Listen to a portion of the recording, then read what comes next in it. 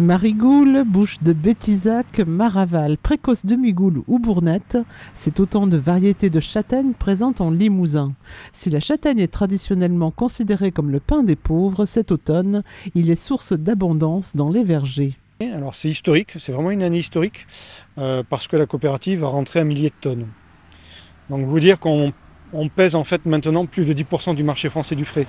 Donc le Limousin est en train de revenir dans le jeu de la châtaigne au niveau français et européen. Là, le marron que je vous montre, il est destiné essentiellement au marché du fruit et du frais, jusqu'au fait de fin d'année. On couvre à peu près le marché du frais. Par contre, sur le marché de la transformation, on est complètement déficitaire. Et la France importe une dizaine de milliers de tonnes de châtaignes pour le marché de la transfo. Donc on a eu une première vague de plantation qui était pour ce marché du frais. Il faut maintenant qu'on impulse une seconde vague qui sera plutôt sur des vergers qui seront destinés à la transformation. Historiquement, nous avons été, le Limousin, une grande région de production. Voilà, 19e, début du 20e, il y a de grandes régions de production de châtaignes en France et en Europe. On les faisait cuire bouillis à l'eau et on les mange à la cuillère, donc ça c'est très bon. C'est comme ça que les enfants allaient à l'école avec des châtaignes cuites en bourset dans leur poche autrefois. En Limousin, la châtaigne, ce n'est pas qu'une affaire de professionnels. Les particuliers connaissent bien le chemin de l'atelier de la châtaigne à Champagnac-la-Rivière. Depuis fin septembre, c'est la farandole continue de récolte de fruits à blanchir. Alors 30 kilos. Il y a l'efficacité, le gain de temps.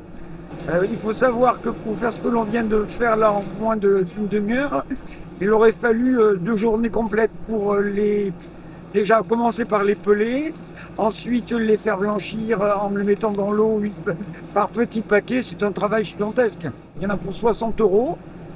Ça fait 2 € le kilo pour qu'elles soient de l'état brut à blanchir comme elles le sont. Et il ne reste plus qu'à faire la crème de marron, la confiture de marron, voire de châtaigne blanchie sous vide au congélateur pour les plats à cuisiner. Je fais des marrons glacés. Alors c'est très long et vous avez un bonbon exceptionnel à manger dans les 15 jours qui suivent si vous ne les mettez pas au frais. À l'origine, l'atelier qui a été créé en 1983, c'était de soulager et de faciliter la tâche de l'épluchage des châtaignes. À savoir qu'avant, on les épluchait, on enlevait la première peau au couteau, et après on les passait dans le buradou avec le toupie pour enlever cette deuxième peau qui est les tannes, qui est très fastidieuse à enlever. Et en 83, l'atelier s'est équipé d'un four qui chauffe à plus de 800 degrés. Et lorsque les châtaignes passent pendant environ 30 secondes dans le four, chauffé au gaz à plus de 800 degrés, et ce choc thermique permet d'éclater les peaux. Ensuite, elles passent donc dans un batteur qui fait tomber la peau brûlée. Et après, on les lave à l'eau chaude à 80 degrés dans des brosses pour les blanchir. Mais blanchir ne veut pas dire cuire. C'est une très bonne année. Nous, on a traité 35 tonnes. Moi, dans mon verger où il y a 5 hectares, on est déjà à plus de 5 tonnes. Alors que l'année dernière, on en avait à peine 3. La saison était très bonne, donc c'est ce qui nous a permis d'avoir une quantité raisonnable de fruits sur l'année 2025. On a eu au niveau du parc Périgord Limousin la valeur parc naturel régional. Donc ça, c'est une belle reconnaissance pour notre territoire.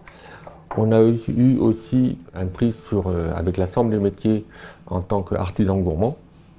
Et on a eu aussi, en 2022, une médaille d'argent pour la crème de marron au Salon de l'Agriculture. C'est une récompense par rapport au tout le travail qu'on a fait, tout en sachant que d'année en année, on sélectionne les variétés. On apporte toujours une petite amélioration dans nos recettes, qui fait qu'on a un produit qui aujourd'hui est reconnu par tous les amateurs en gastronomie. Certains particuliers m'ont demandé qu'est-ce que je peux planter comme variété dans mon jardin. Donc en les conseillant sur les différentes variétés, que ce soit dans les marrons ou dans les châtaignes. Et ça fait donc 25 ans que les arbres sont plantés. Donc ils ramènent leur production et ils ont une fierté de ramener leurs fruits pour venir les faire blanchir à l'atelier de la châtaigne.